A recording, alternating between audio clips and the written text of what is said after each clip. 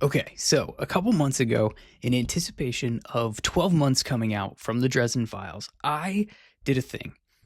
I gut reaction put the Dresden Files books, Stormfront through Battleground, in order of what I thought my ranking would be of those books. And I have not looked at that list until today when I took 12 months and I just gut reaction, put it in where I thought it would go. And now I'm recording to try to justify my list and rankings of the Dresden Files on just sheer first reaction. The Belated Binge Podcast. Hi, and welcome to Belated Binge. My name's Zach, lifelong sports fan, former radio host, now discovering the magic of urban fantasy through iconic series that I nearly missed out on, like the Dresden Files, which I didn't discover until like a quarter century after the first book came out. And now I'm essentially obsessed. So, as I mentioned in the intro, this is the idea behind this episode, behind this video. I did a more or less a blind ranking of the Dresden Files books a few months ago in anticipation of 12 months upcoming. And I knew that what I wanted to do was, after I read 12 months, I just wanted to slot it in here and then I would make a video about it. And that's what I'm doing right now. I have no notes on this. I don't even remember where I ranked these books. I'm pulling it up on the screen here. It's just a list of the books in the order of how I thought I would rank them in that moment. And now I'm going to try to justify those rankings. Like, subscribe, and let's do this thing. So, at number 18, because there have been 18 novels that have come out. I'm not including side stories in this, mostly because my brain is only so big and it would probably explode and break, and I would just crumple to the floor right here on camera, which would probably make for a well-performing video. The problem is there'd be no one here to post it. So here's what I'm going to do. I'm going to go 18 to 1, obviously 1 being the best book in the series in my gut reaction opinion, and 18 being the lowest ranked in the series. And that book is Full Moon. And I don't think this is a shock to pretty much anyone. Basically, everybody I have seen in Dresden Files discourse online would essentially say the same thing. And it's not that Full Moon isn't a good book. If it was just a standalone, like, private investigator with magic book, I think that the story is enjoyable. And I think that you can pick it up and go, ooh, that was a fun read. But when you put it on the scale of 1 to Dresden Files, it starts to pretty much show its flaws right away. It is, in a lot of ways, it's not a regurgitation. It's not a repeat of Stormfront, but it doesn't do a ton to build off of Stormfront. And then once you get into the following books, the story really starts to come together. And that's when the full story arc narrative goes. It begins the 3-pronged story arc that I believe that the series follows, and that's that every book has an episodic plot, every book has a multi-book plot, and then every book also feeds the wider series story arc. Full Moon is the book that I think that's the least true for. I think it essentially just has its episodic book plot, and that's more or less it. But it's still a fun book. 17, Grave Peril. This is when the series essentially starts to really take shape. And like I said, those multi-book plots and the full series plot actually starts to develop. Why do I have it rated so low?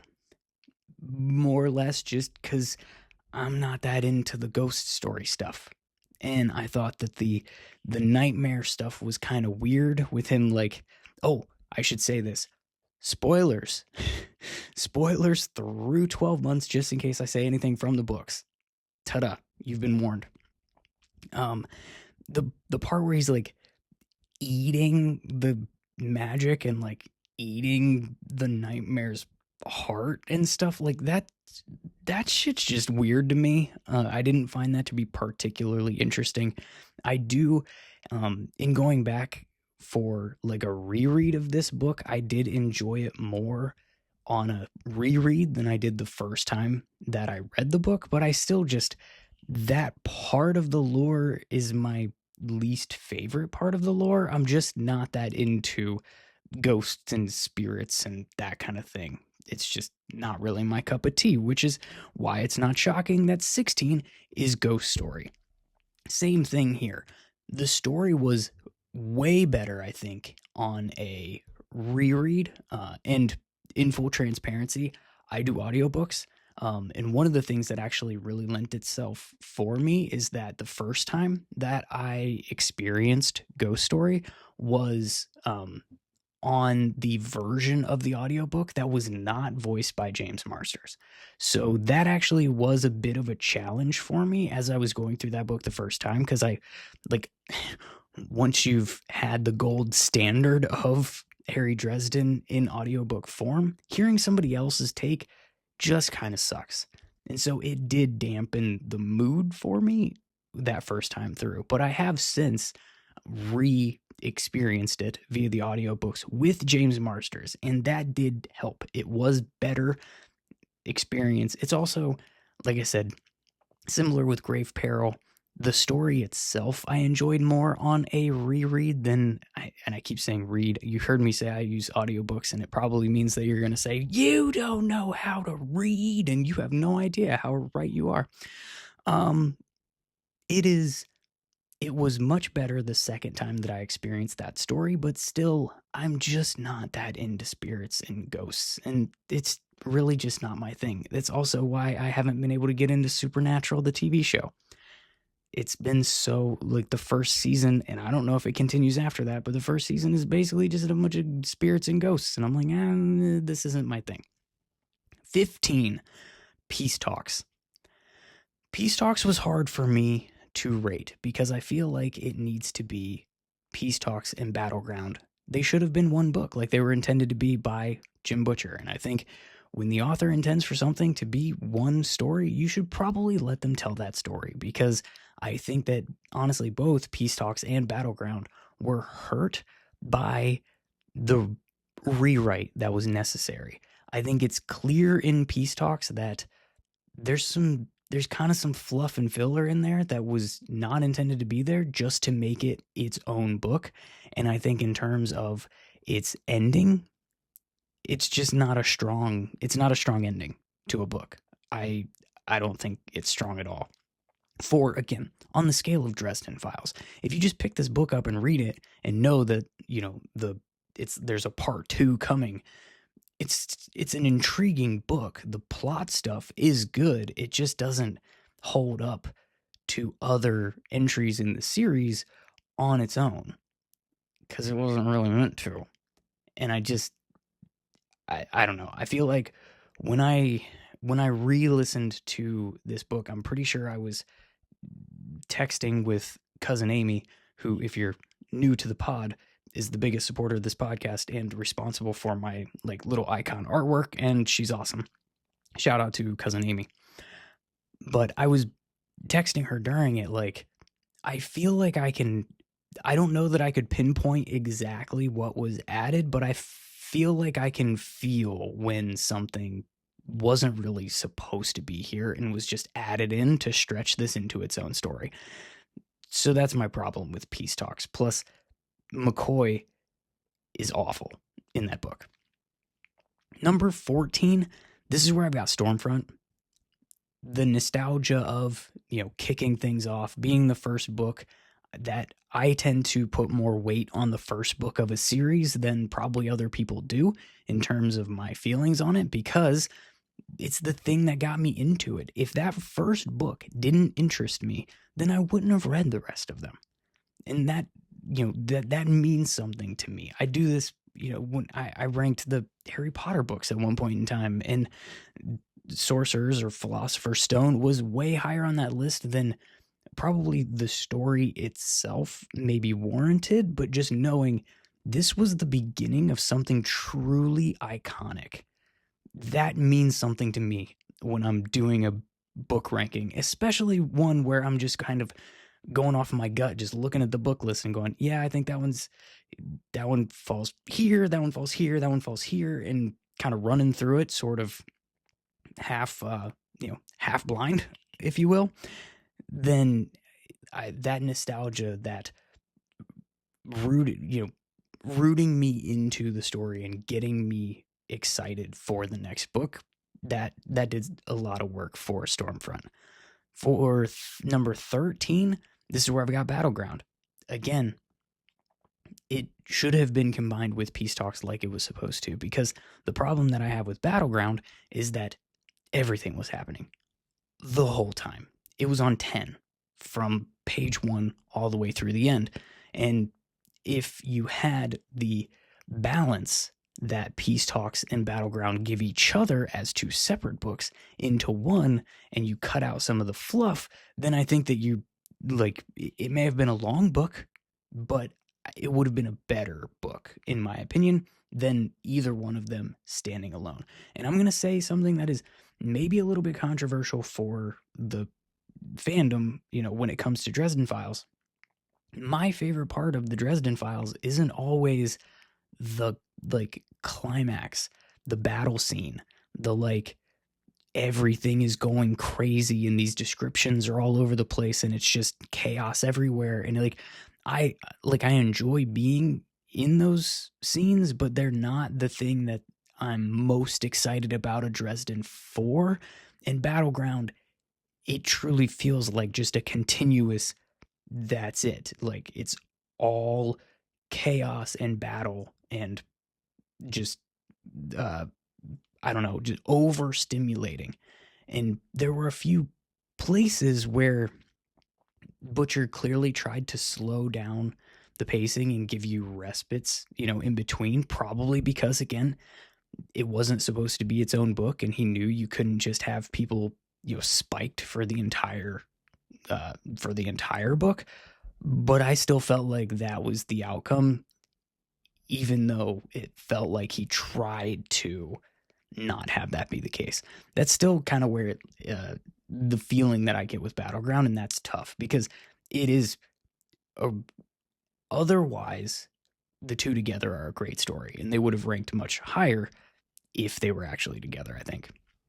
So for 12, this is where I've got Death Masks. Death Masks it's a cool story. And again, I have a little bit of a controversial opinion on this. I know a lot of people in the fandom have Nicodemus as the top villain in this series for Dresden, for I guess his complexity and his level of intrigue or whatever. I actually kind of disagree. I don't really care for the Denarian stories when if I'm ranking the multi-book plot lines, I guess, and maybe that's another thing that I should actually do an episode on, is ranking the multi-book plot lines, the different factions that Harry has to go up against. When I'm ranking them, I don't have the Denarians super high. And I think it's because I find them to be a little over the top from a description standpoint, as far as just how monstrous they are. I find that to be a kind of a lot. And I don't find Nicodemus to be the most compelling villain in the Dresden Files series. He's not the one that I want to read about. He's not the one I want to read more from every time he reaches the page. He's one that I'm it's this guy again, And so that's why I've got Death Masks a little bit more, slightly below middle of the pack in my in this initial ranking. At 11, I've got Summer Night. I'm a little bit surprised that Summer Night was this low on the list for me, to be honest with you, because this is the book that actually solidified my fandom, if you will. So what happened with me when I came into the Dresden Files, and I've done a short on this before, so if you follow me on TikTok, at Belated Binge, or you watch shorts on YouTube or anything, Instagram, which nobody's watching those, so I'm sure you didn't either. The way that I got into the Dresden Files was book one. I really liked like the private investigator plus magic. That concept, it once I figured it out, and I actually figured out that it existed, and I actually gave it a chance. I really liked that idea. I was excited by that idea, and that's what I wanted. I was like, this is the perfect series for me. Book two, it kept that up. I was like, all right, cool. This is what I'm getting. I enjoy this. Sweet. Grave Peril happened, and I was like, I might be done here. Because again, the ghosts, the spirits, not my thing. I thought that it might be getting a little bit too supernatural for me in my tastes. Again, I'm a sports guy my whole life, and fantasy, and especially like high fantasy and epic fantasy stuff, like it just doesn't, my brain doesn't really wrap itself around it that well. There's too many like rules and things that I have to like learn about all these different entities and supernatural things. And since I didn't grow up in this supernatural lore type space with these types of, friends and activities and stuff like that, like for me coming into all of this as an adult, I'm like, sometimes it's too much for me to even follow.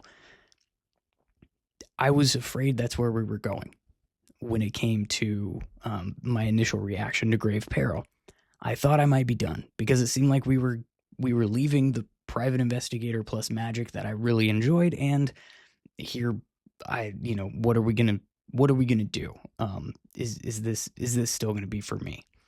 And I read the summary of Summer Night, and I was like, what? Now we're introducing something about the Fae and different courts, and it's gonna be like never stuff. And I'm like, oh no, this isn't gonna work. And so I put it off. I put off listening to book 4 for a while.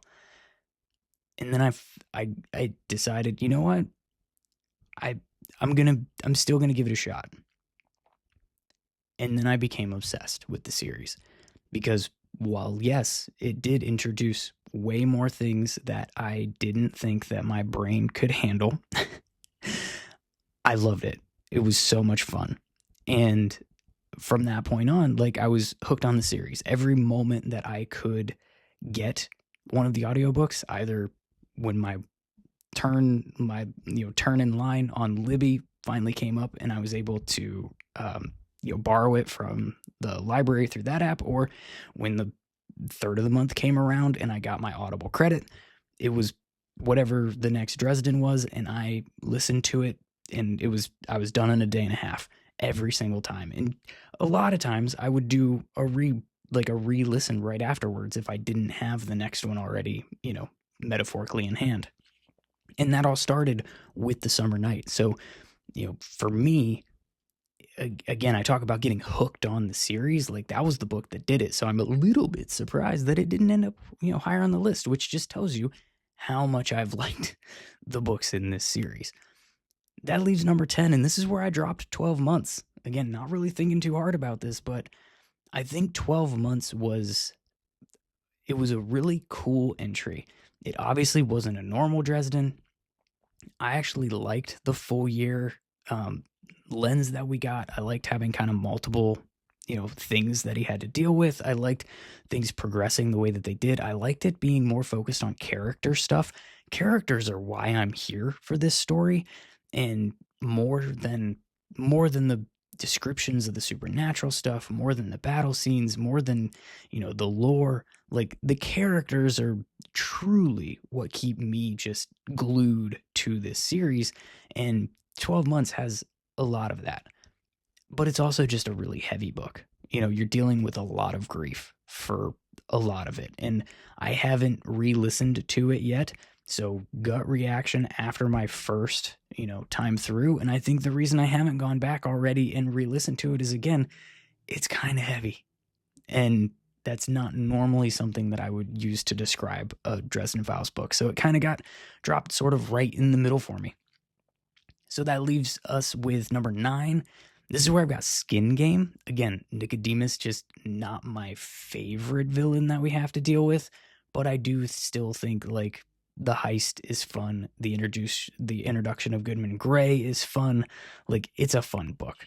I have a great time with it. I'm not a huge I'm not a huge fan of the River Shoulders, like uh uh whatever evil cousin. I can't remember what that guy's name was, but he was awful. But it's and especially like Tessa being not introduced, but like being a kind of a big part of that. Like, the Denarian stuff just isn't my favorite thing, but the heist is so much fun. And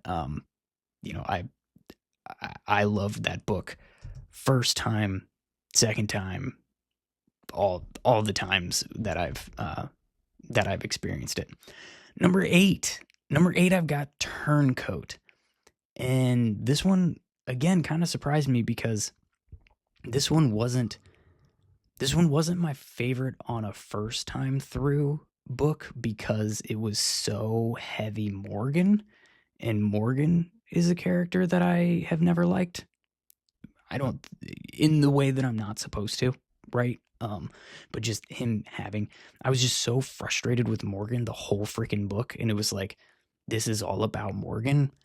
That was a little bit of a turnoff that first time, but on a re-listen, I enjoyed it quite a bit, and it's there's some of the Demon Reach stuff that that didn't truly sink in, the first time through, and the Nagloshi stuff, that knowing that then we have like the Goodman Gray of it all, like that complexity, like this one was more of a, what the kids 10 years ago would have called a banger. The second time, for sure. I quite liked it. So then for number 7, this is where I've got White Knight. And I really like White Knight. I don't think that it's everybody's favorite, but I enjoy it quite a bit. I like the White Court. I find that of the factions, I would put the White Court up there, pretty high on my enjoyment meter for Dresden frenemies, if you will, or as, both sides. And maybe it's because there are both sides. We've got Thomas totally on one side. We've got the what are the other, it's not the, well, you could, Lord Wraith and pretty much all the other families that their names are escaping me right now, all the way on this other side. You've got Lara kind of down the middle, and which way is the proverbial wind blowing for Lara? Like, I just find them to be complex and interesting, even when I don't consider the heroine aspect of them. But I do like them. I like Harry and Carlos in this book together. Ramirez is a cool sidekick to get for Harry. I kind of wish we'd have gotten more of that, and maybe we will again now post 12 months, but I enjoy White Knight quite a bit. And for number 6, I've got the other one, Blood Rights. This one I know is probably not ranked as high for a lot of people, but the reveal of Thomas being Harry's brother in this book was just, I think, awesome. It was complex. There was build up to it, but also it wasn't telegraphed. Like, you knew there was something, but like I feel like it hit me the perfect way that Jim Butcher wanted it to hit. And that doesn't always happen. I have this, video podcast that I do. I tend to think about this stuff. I tend to jot down notes, and I tend to, do some do some picking of, picking the story apart and the character, journeys and actions apart. I think that stuff is fun. And so when I'm doing that during a book or whatever, like I generally, I will either see something coming and feel like it was telegraphed or heavy handed, or like feel like something wasn't paid off, with the level that I wished that it was, or something like that. It's just kind of how I experience these things. In this book, that moment, I believe, hit me and landed just the way that it was supposed to. And I mean, come on, it's kind of hilarious that he's having to do all this hanging out at a porn studio like that. I didn't have that on my bingo card going into reading that book. Okay, so we've reached the top 5.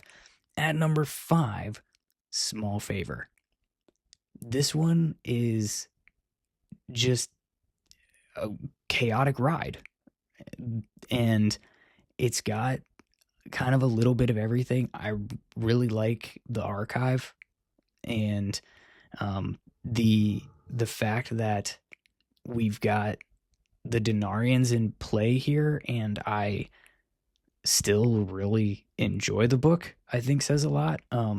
Not enjoy, that's the wrong word. Again, we're doing this on a scale of Dresden Files. All these are great books, but in comparison to each other, as I've said earlier, most of the Denarian books fall lower on the list for me, except for this one. This one is great. It's crazy, and the Marcone element of it all. Mab is, or not Mab. I have freaking different one on the brain at this moment. But it is Skin Game. That was the one that for whatever reason, I mixed it up. I enjoy Small Favor quite a bit. And I really like the dynamic with Michael. And so it's just a good book. I don't know what to tell you. Not my strongest support for one of these, right? So number 4, Proven Guilty. I really like Proven Guilty. I like Molly as a character. I think she's a really, really strong companion to Dresden. Anytime that the two of them are together, it brings me it elevates the story for me. And this is kind of the birth of that, right?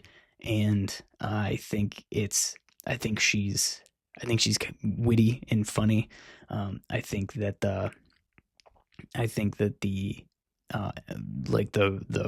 Murphy companionship in this book is also good, and I like just about everything that this book has to offer, with the exception of I'm going to be honest, I even like the one scene that everybody hates in this book at the end. I just think that it is off-putting, but I like it for that, and I like the dumping of cold water on her head. That's the part that I like, because I feel like that is the proper way for that to end. I think, admittedly, I can understand people that say that it takes a little while to get to that point, but I still like even that blemish on the book, I still find the entirety of the book strong. I like I like when Harry's giving Murph's ex-husband / brother-in-law a hard time, and the other detective or whatever, when he's giving them grief for interrogating Molly without her parents present. Like I just, the whole thing, I just love that book. Number 3, Changes. Changes is Changes. I don't have to sell you on Changes. Changes is awesome. The book from beginning to end is awesome. The only thing that I did not really like about Changes is just the way that it started. And it's not because it's a bad book. I just felt like, wow, really? He's got a kid that we don't know about? that's what we're doing, great. But immediately after having that thought, everything else was awesome. And I think that Butcher at least did a pretty good job of justifying the character actions of Susan as to why we didn't know and Harry didn't know that he had a kid. Because that was my biggest issue with it, right? Was like, I had a really hard time believing that Susan would have Harry's child and not tell him about it for like 8 years. It was hard for me to wrap my head around that being an action that character would take. I think he did as good a job as you can do trying to justify it. It was just hard for me to buy into. Outside of that, every other beat of this book is fantastic. Everything. From the twists in the fire and the turning point that it is in the series to the ending where it's we finally almost got the deal with Murph and now he's dead, and him how it turns out that actually took place, like all of it, everything about it, aside from like once you can get over what Susan did and wrap your head around that, the rest of the book is phenomenal. Number 2, Deadbeat. Polka will never die. Do I need to say anything else? Deadbeat is great. It's the introduction, the true introduction of Butters. It's the just chaotic ride that riding a dead dinosaur through the middle of the Chicago streets is supposed to be. It's just so fun. And it's one of those that even like Jim Butcher says, you could start at Deadbeat and go, have that be your entry point to the series. And I get why he says that. I still think you miss. I don't think there's anything that the Thomas reveal was kind of a big deal, but I think the other books are too good to skip up to this point, but I totally get it why he would say that you could jump in on Deadbeat, because it's such a phenomenal book. It does do a good job of explaining things because of Butters, and it does everything. It's just phenomenal. So that leads to number 1, and it's Cold Days for me. I love Cold Days. I love the Winter Fae arc, the multi-book plotline that is Harry becoming the Winter Knight. I really, really enjoy that. It's become my favorite part of the series, and so I'm stoked that like it's still a part of the series at this point in time. It wasn't like the Red Court that had a its run and then they're literally gone. I'm happy that it's still here because I just find it all fascinating.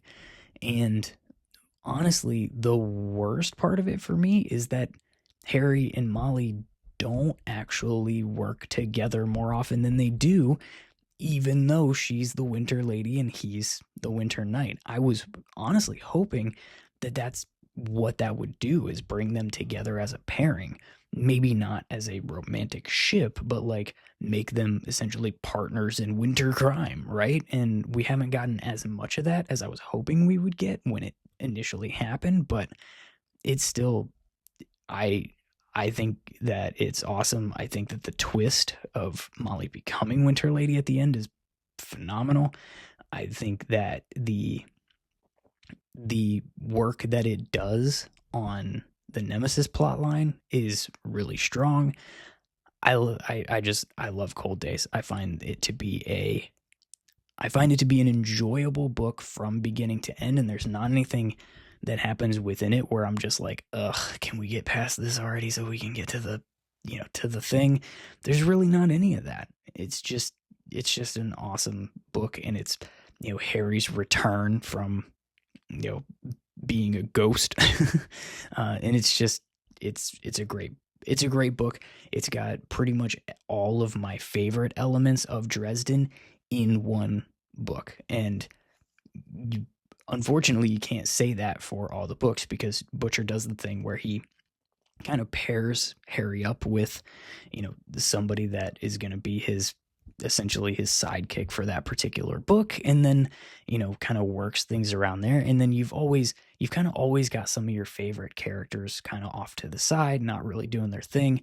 As far as that goes, the mix for Harry's companions throughout that book and the ride that he takes, like, it's kind of got all my favorites in one story. And that's why it's still my favorite Dresden Files book, Cold Days. So that's my list, I guess. If you asked me to do this exercise again tomorrow, this list could possibly change. But I feel pretty good about it. I feel like I can justify in my head why I ranked them the way that I ranked them, and not quibble too much. I think maybe if I had if I had a little bit of a quibble, I could probably move Small Favor around a little bit. I could probably move Summer Night around a little bit. 12 months after a reread might end up, sliding up and down this list. But as of right now, my feelings on the series, I feel better about this than I thought I was going to. Do you agree with me on any of this? Please let me know down in the comments. Don't forget to subscribe to the show if you're listening. Leave it a 5-star review. I would greatly appreciate it. And don't forget that I do also have a Patreon, patreon.com/belatedbinge. There are some cool perks and some bonus content that you can get over there. I would greatly appreciate your consideration of doing that. And yeah, I'll catch you next time on Belated Binge. Thanks for being here.